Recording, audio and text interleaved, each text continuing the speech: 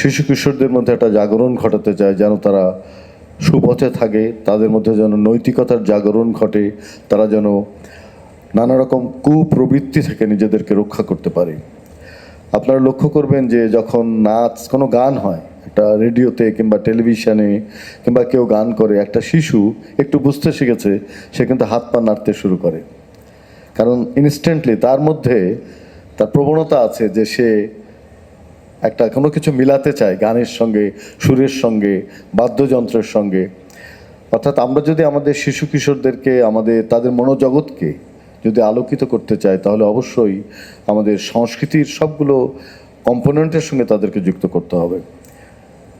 আমাদের আজকের অনুষ্ঠানের প্রধান অতিথি বলেছেন যে শুধু ব্যাগ ভর্তি বই নিয়েই স্কুলে যাতায়াত করলে একটা শিশুর মনোবিকাশ ঘটবে না। বাইরের যে এক বিশাল জ্ঞানের ভাণ্ডার আছে, জগৎ আছে, তাও তাকে জানতে হবে।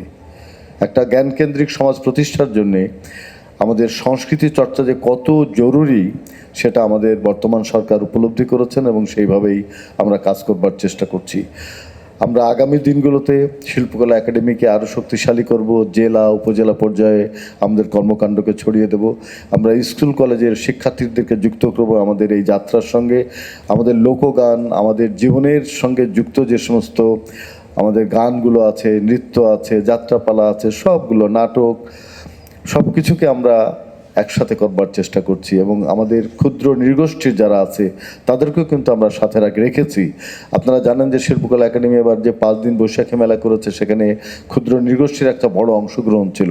আমাদের বৈশাখী যে শোভাযাত্রা ছিল, সেখানে আপনারা দেখেছেন একটা অসাধারণ শোভাযাত্রা এবার আমরা করতে পেরেছি সবার সহযোগিতায়। সুতরাং আমাদের এই যাত্রার সঙ্গে যে আপনারা আছেন, আমাদের এই পর্যটনের সঙ্গে আপনারা আছেন, সেজন্য আমরা খুব আনন্দিত। আমাদের সংস্কৃতিকে আমরা পর্যটন বান্ধব করব, আমরা বৈদেশিক মুদ্রা অর্জন করতে পারবো। আমাদের দেশ আর দরিদ্র থাকবে না।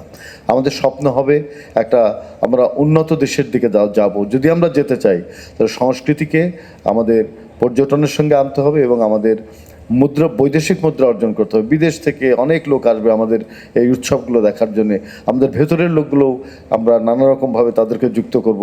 সুতরাং যখন আমরা সংস্কৃতিকে আমাদের অর্থনৈতিক জায়গায় একটা সাফল্যের দিকে নিয়ে যাব, তখন কিন্তু এটা খুব শক্তিশালী হবে। আমাদের শিল্পীরা শক্তিশালী হবে, আমরা শক্তিশালী হব।